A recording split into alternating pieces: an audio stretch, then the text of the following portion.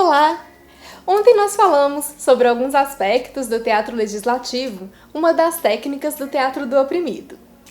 Conhecemos as experiências do mandato político-teatral do Augusto Boal e dos grupos Gota e Marias do Brasil.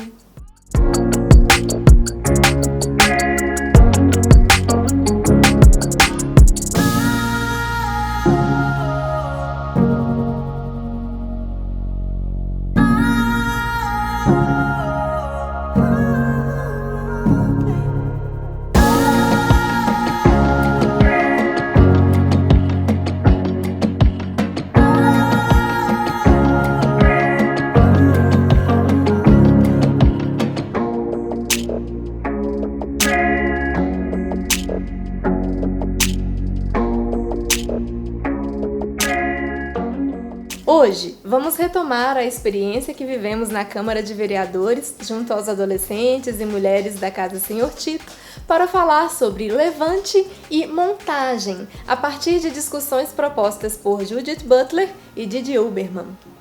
A partir da articulação da rede de moradores do bairro Palmital, na elaboração do abaixo-assinado, cobrando melhorias no posto de saúde, do processo criativo com os adolescentes e as adolescentes e grupo de mulheres da ONG, através do Teatro Fórum e do Teatro Imagem, os indivíduos reconheceram na convergência de suas histórias e experiências pessoais que compartilhavam não apenas os mesmos sofrimentos, mas também a sensação de terem ultrapassado seu limite, cristalizando o sentimento de indignação compartilhada.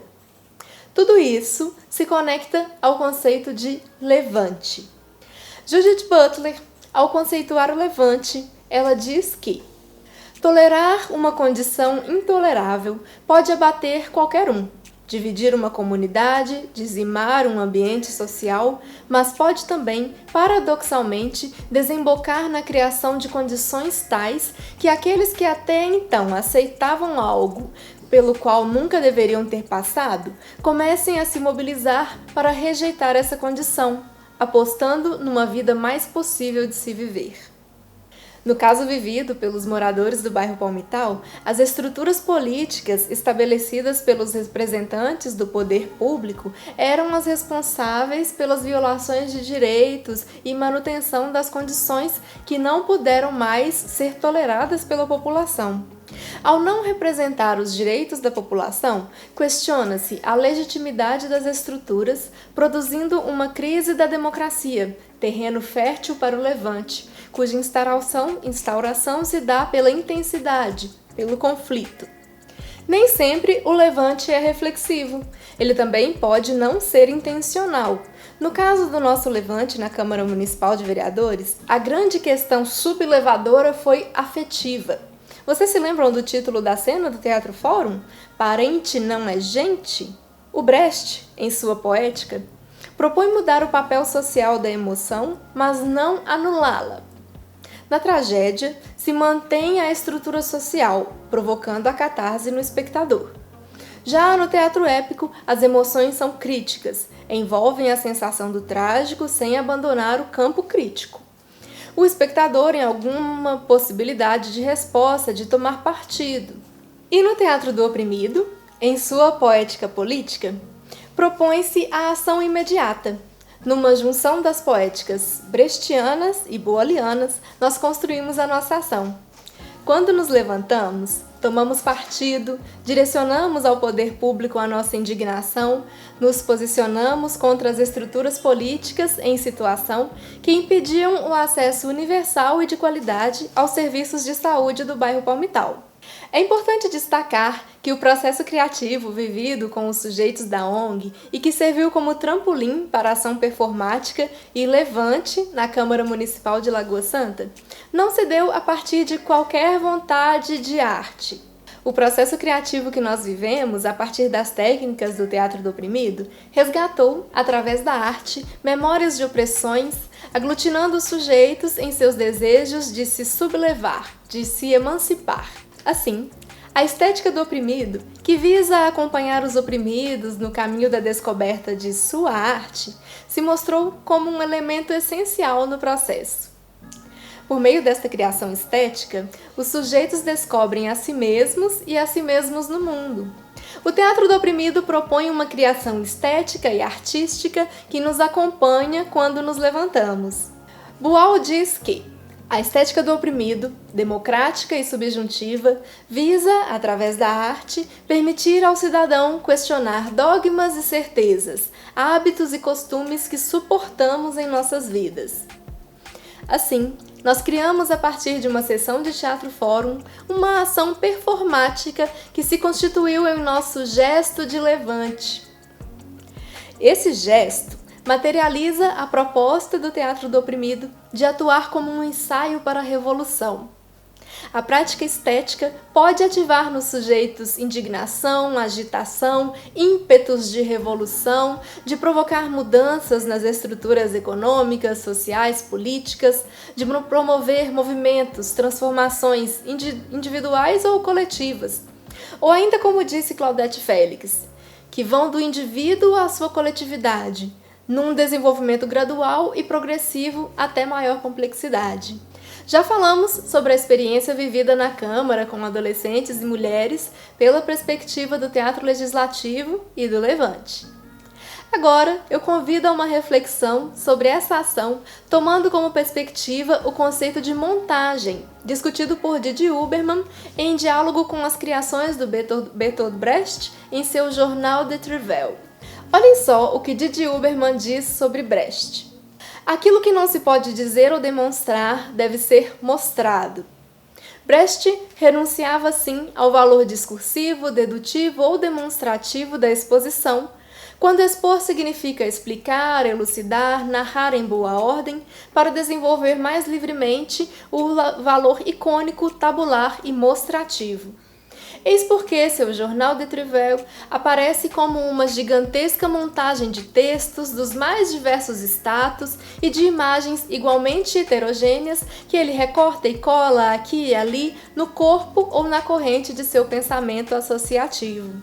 Vou apresentar então uma montagem, trilhando um percurso em meio às temporalidades, construindo sentidos através da análise dos materiais disponíveis, os discursos dos sujeitos envolvidos no levante, as imagens do evento e reportagens da imprensa local, tomando como perspectiva o levante de imagens e de discursos. É muito importante ter consciência do caráter espetacularizante das reportagens de imprensa. Agamben nos adverte sobre isso num dos textos de Didi Huberman. A mídia nos dá sempre o fato, o que foi, ausente de possibilidade. Logo, ela nos dá um fato em relação ao qual somos impotentes. A mídia ama o cidadão indignado, mas impotente. Esse é o objetivo do telejornal. É a memória maldosa a que produz o homem ressentido. Vamos então recusar as generalidades e construir uma duração que vá além do tempo que as imagens representam ou documentam. Através da montagem, regulada por imagens singulares tomadas do grande rizoma de suas relações. Neste caminho, traçado em forma de espiral por perpassar lapsos de memória, desejos e documentos, a montagem ambiciona ser uma imagem que toma posição. Tomar posição implica um movimento no tempo. Devemos situar o que sabemos e o que não sabemos. Entender o passado, o presente, o futuro, entender o campo do saber. Trata-se de desorganizar e montar de outra maneira, assim nós tomamos posição. No movimento de aproximação e distanciamento, para saber é preciso saber ver.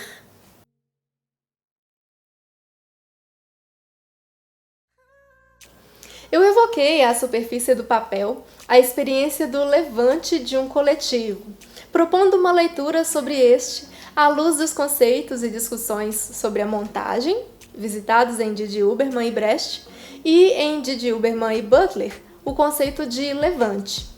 Eu joguei com as temporalidades do evento, da memória e da criação. A imagem representa apenas um único instante, mas, tal qual nos provoca Didi Huberman, qual lição histórica e política podemos aprender com esta imagem? Manipular as imagens é aceitar o risco de tal acrobacia, sempre ameaçada de queda.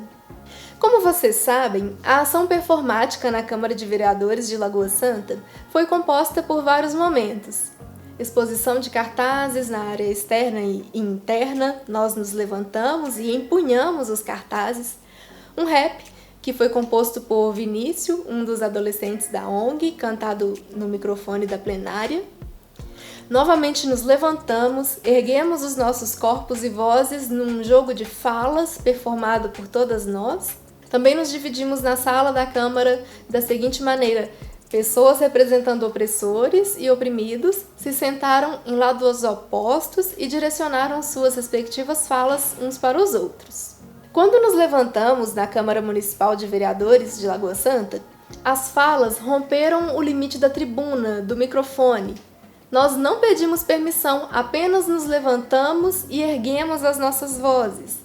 Didi Huberman nos fala de uma relação direta entre a ideia de levante político e o levante físico das superfícies. E a Claudete Félix, ao relatar o episódio em que as Marias do Brasil foram homenageadas na Câmara Municipal de Vereadores do Rio de Janeiro, em 2014, ela reflete acerca da imagem gerada pela ocupação do Salão Nobre por corpos tradicionalmente invisíveis, tornando-se assim um espaço essencialmente democrático. Ela diz: o deslocamento desses corpos, oprimidos e aprisionados do ambiente doméstico e domesticado, produz uma cena histórica de profanação ao visibilizar o que sempre fora invisível. Esta alteração radical pela visibilidade, através da lei e da arte, no regime da representação democrática, revela uma vigorosa inversão de poder, onde as vozes das trabalhadoras domésticas, enfim, entoam seus pedidos e desejos, ordens e decisões. O espaço de profanação é um ponto entre as imagens na perspectiva do olhar e do observar, a si e a outra, um reflexo temporal de si mesma. A utilização e consequente dessacralização de espaços de poder romperam barreiras psicológicas de submissão e invisibilidade histórica. O trabalho corporal na rotina doméstica enrijece músculos e neurônios. A prática de produção dos meios teatrais, proposta às Marias do Brasil pelo método do teatro do oprimido, produz novos caminhos de possibilidades e benefícios, encontros e reencontros com elas mesmas.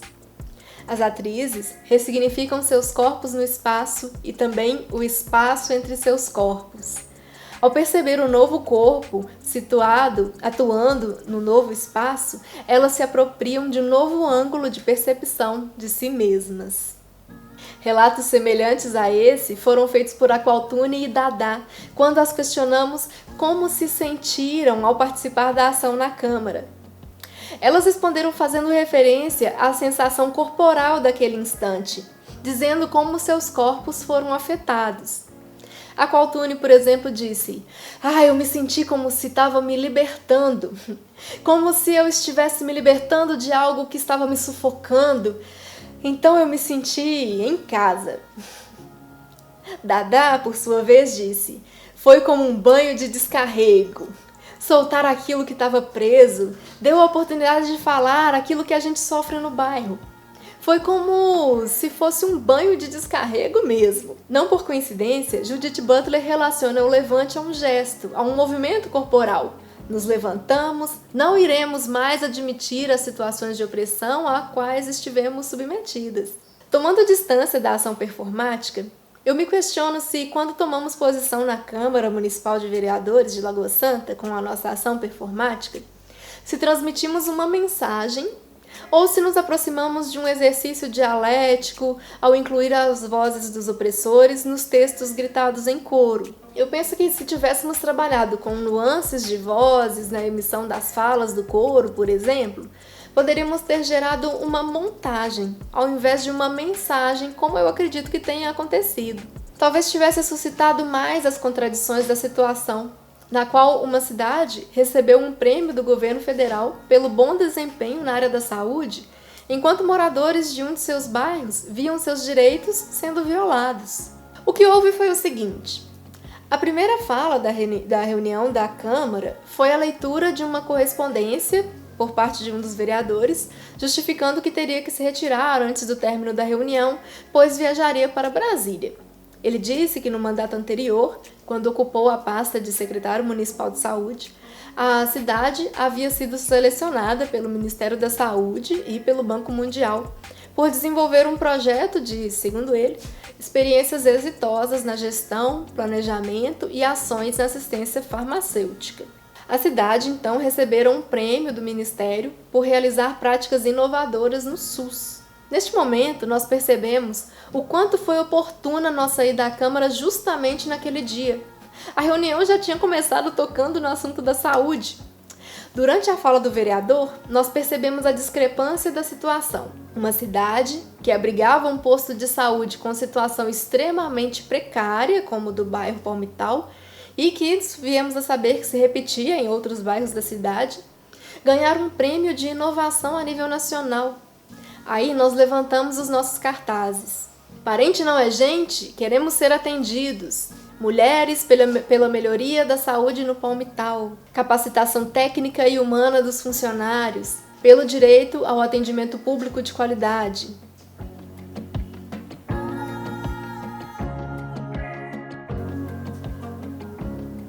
Foi um momento emocionante. Nós contestávamos as falas do vereador através de nossas presenças, de nossas palavras e testemunhos. Num texto vinculado na imprensa local, se percebe que a perspectiva do vereador que esteve à frente da Secretaria de Saúde do município, quando este desenvolveu ações que levaram ao prêmio Inova SUS, contabilizava apenas as experiências exitosas da área da saúde e não levava em consideração a rede municipal de saúde como um todo, excluindo assim o bairro Palmital. Retomando as reflexões da Butler sobre levante, ela nos questiona: todo levante é um risco. Os que se levantam contra um poder serão vencidos por esse poder? Ou o levante se prolongará até se tornar uma situação revolucionária, chegando a uma emancipação? No nosso caso, mudanças se concretizaram na realidade do bairro, como as reuniões das moradoras com a Secretaria de Saúde, a interrupção na restrição do atendimento, a ampliação do posto de saúde, dentre outras. Numa pesquisa realizada pela equipe de assistentes sociais da ONG em 2018, o Diagnóstico Participativo do bairro Palmital, quando foram perguntados sobre os maiores problemas enfrentados pela comunidade, apenas 9,7% dos entrevistados relatou as melhorias no posto de saúde. Apesar de avaliarem que houve evoluções significativas no atendimento, havia uma insatisfação em alguns aspectos, como falta de medicamentos e demora na marcação de exames médicos. O levante não é só dizer não, é levantar-se e fazer de outro jeito.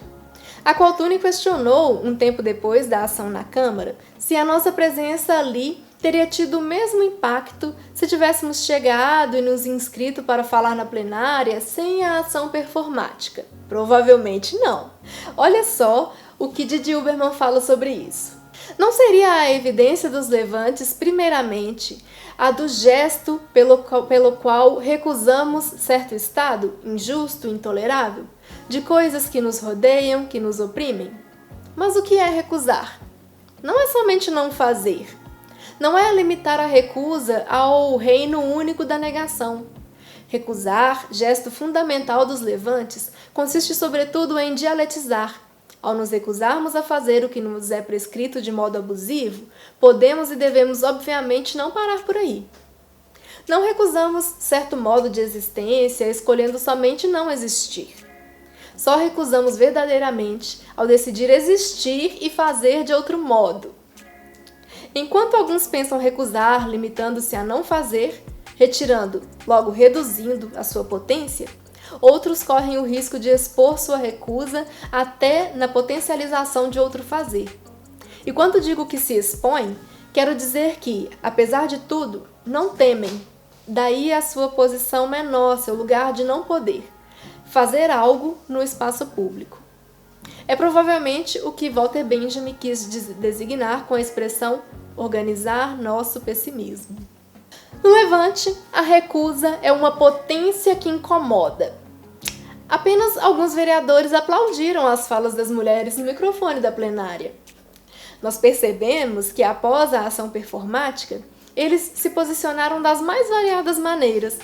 Alguns de forma irônica, outros demonstraram se aproveitar da situação para chamar para si a autoria da luta. Outros se comprometeram em agendar uma reunião com o secretário de Saúde para que fossem encaminhadas formas de resolução dos problemas. Após a ação dos coros de oprimidos e opressores, o presidente da Câmara reagiu à intervenção. Depois disso, o que falar? Ele disse. Aí um de nós gritou: "Vamos fazer, então!" Como já contei, uma fala dos presentes me chamou muito a atenção. Foi a primeira vez que a população do bairro Palmital havia se posicionado publicamente daquela forma. Essa observação nos ajudou a dimensionar o impacto da ação que nós realizávamos. Nas palavras da Judith Butler no Levante, as pessoas deixam de passar despercebidas e de se curvar. Não procuram mais escapar ao olhar da lei. Levantam-se, mas não só pondo-se de pé. Elas fazem um levante. Se apenas se pusessem de pé, seriam identificadas e expostas à lei, à polícia, ao exército, ao tribunal. No levante, porém, fica claro que não pretendem voltar a se sentar, nem se deitar de imediato. A ação é reflexiva. Elas fazem um levante e, com isso, ao se colocar na vertical, assumem seus corpos. A ação tem um objetivo. O levante é contra determinada coisa. As pessoas sabem o que querem derrubar, a qual situação querem dar um fim. Ao nos levantarmos na Câmara Municipal, nos deslocamos coletivamente, ampliamos a nossa potência popular, construindo uma forma de resistência através de nossa expansão corporal. Vamos encerrar a videoaula de hoje com duas citações que se articulam na medida em que vemos, na fala de uma das mulheres presentes na ação performática, as imagens de um grito que almeja seguir ressoando. A primeira citação é de Didi Huberman. É preciso ainda que o grito não se perca no deserto. Portanto, será preciso moldar o grito, dar-lhe forma e trabalhar para tanto, mesmo que demorada e pacientemente. Nossos gritos podem tomar 1000 formas possíveis. Quando o grito é assim moldado, o ato de recusar consiste em fazer surgir novas imagens, novos pensamentos, novas possibilidades de ação na consciência pública que o recebe sob essa forma. Recusar tem sentido somente se inventarmos novas formas de viver e agir.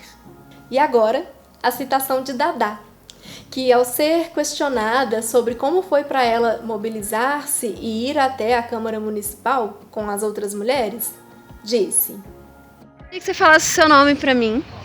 Meu completo ou só? Meu nome é Andréia Rodrigues de Souza. E você também é moradora do Palmital? Sou moradora do Palmital há 30 anos. E é isso. E é isso? Você frequenta o grupo de mulheres lá do GEA, né? Isso. Eu frequento o grupo de mulheres lá do GEA, né? Já tem 1 ano que eu estou lá junto com as meninas. E estamos aí na luta, né? E o que você achou desse processo que a gente fez junto? Dessa mobilização? Maravilhoso, foi ótimo, excelente. Acho que teria que ter mais vezes.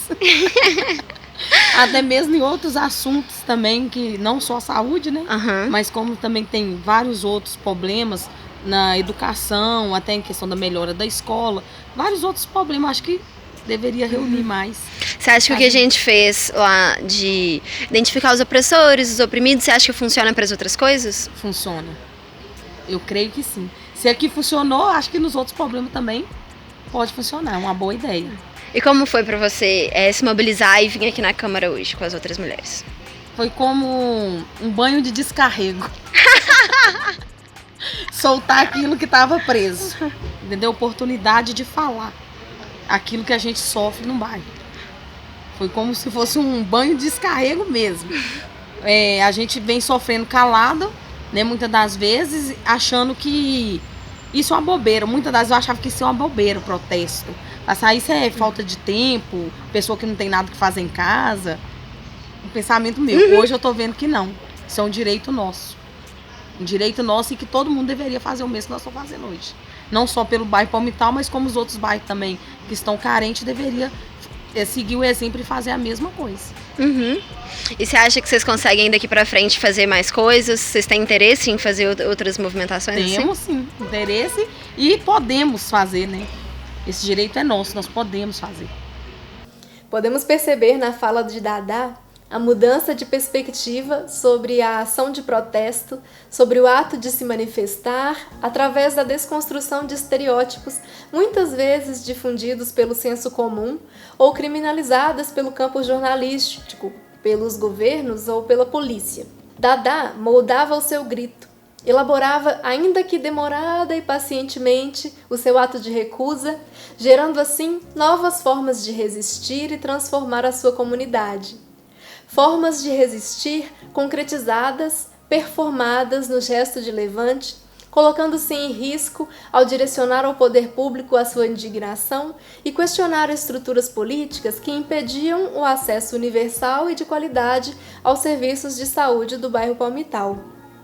O gesto foi explícito e impactante. As mulheres do Palmital não voltaram a se curvar, permaneceram de pé, levantadas, até a concretização das mudanças que justamente almejavam. Amanhã nós vamos falar sobre uma nova fase de trabalho.